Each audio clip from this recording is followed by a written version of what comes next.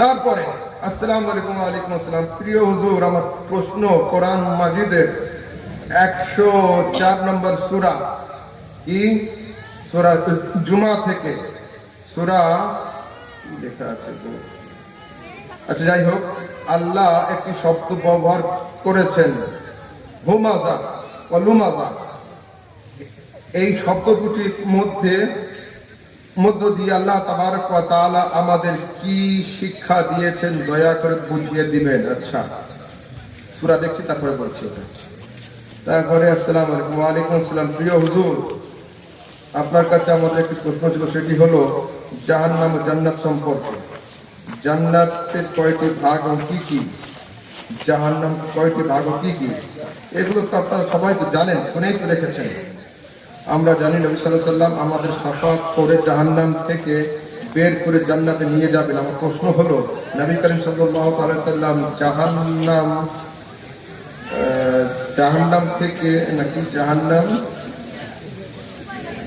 স্তর থেকে বের করবেন না আরো সঠিক জাহান্নাম থেকে? আচ্ছা ঠিক আছে, শুনুন। রাসূল আকরাম সাল্লাল্লাহু তাআলা আলাইহি ওয়াসাল্লাম আমাদেরকে জাহান্নাম থেকে বের করবেন তার শাফাআত, ঠিক আছে, এতে কোনো সন্দেহ নেই। সরাসরি সিহাসিতার হাদিস এতে আছে। এই হাদিসগুলোতে জাহান্নাম সম্পর্কে সরাসরি সিহাসিতার হাদিসে আছে যে কিয়ামতের দিনে যখন হিসাব কিতাব হবে এবং সূর্য এত কাছে থাকবে, রোদের তাপে ঘাম এত বের হবে যে কারোর ঘামগুলো নাভি পর্যন্ত পৌঁছে যাবে, কারোর ঘাম কানের লতি পর্যন্ত পৌঁছে যাবে। দুনিয়ার লোক হয়রান হবে যে কে আমাদের হেল্প করবে। আমরা সবাই বলবো চলো আমরা হযরত আদমের কাছে যাই। কেন? তিনি হলেন আবুল বাশার, তিনি হলেন আমাদের সবার আব্বা। আমরা হযরত আদমের কাছে যাব, গিয়ে বলবো আনতা আবুনা ইশফা লানা, হে আদম তুমি হলে আমাদের আব্বা, তুমি আমাদের শাফাআত করো। হযরত আদম বলবেন নাফসি নাফসি নাফসি, ইযহাবু ইলা গায়রি, গো another door, I can't help you today. আজকে অন্য কারোর কাছে যাও, এই দায়িত্বে আমি নেই।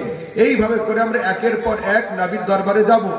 অবশেষে আমরা দেখব পিছন থেকে রাসূল করিম শাফাআতের পাগড়ি পরিধান করে ছেলে হারা মায়ের ন্যায় খুঁজতে খুঁজতে আসছেন, আর মুখ দিয়ে বলছেন আনা লাহা আনা লাহা আনা লাহা ওয়া আনা সাহিবুকুম। ও গুনাহগারের দল, তোরা কোথায় কোথায় ঘুরে বেড়াচ্ছিলিস? আমি নবী তোদের শাফাআতের জন্য খুঁজে খুঁজে বেড়াচ্ছিলাম। ঠিক আছে, সরাসরি হাদিস। এইবার রাসূল সাল্লাল্লাহু আলাইহি ওয়াসাল্লাম তো শাফাআত করবেন।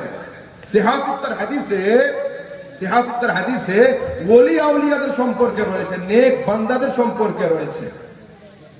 ইয়াখরিজুনা মান আরাফু, জাহান্নামের দিকে যাও, বের করবে তোমরা তাদেরকে যাদেরকে চিনতে পারে, যাদেরকে চিনতে পারে। বের করে আনলো। এবার আল্লাহর পাকের দরবারে এসে আবার ফরিয়াদ হবে, আয় আল্লাহ, বেশ কিছু লোক জাহান্নামে রয়ে গিয়েছে যাদের অন্তরে 1 টাকা পরিমাণ ঈমান নেই।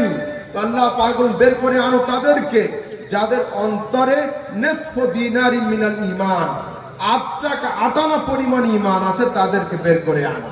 ঠিক আছে, ওদেরকে আনবে, এনে ফের বলবে আল্লাহ আরো কিছু রয়ে গিয়েছে যাদের অন্তরে 8 আনাও পাচ্ছি না। আল্লাহ পাক বলে যাও আবার ঘুরে নিয়ে এসো, ফামান ওয়াজাদতুম ফি কলবিহি যাররাতুম মিনাল ঈমান, যাদের অন্তরে একটা রায়ের দানা পরিমাণ ঈমান আছে তাদেরকে জাহান্নাম থেকে বের করে নিয়ে চলে এসো। ঠিক আছে, শাফাআতে কুবরা যেটা মূল শাফাআত, শাফাআতের দরওয়াজা কেবলমাত্র রাসূল সাল্লাল্লাহু আলাইহি ওয়াসাল্লাম ওপেন করবেন। তারপর শাফাআতে উজমা, এটা আম শাফাআত, এটা হাফিজে কোরআনও করবে, আলিমও করবে, পীরও করবে, নাবালিগ বাচ্চা যারা ইন্তেকাল করেছে ওরাও করবে, পানিতে ডুবে যারা মরেছে ওরাও করতে পারবে। ঠিক আছে, চলো। আসসালামু আলাইকুম। ওয়া আলাইকুম আসসালাম। প্রিয় হুজুর,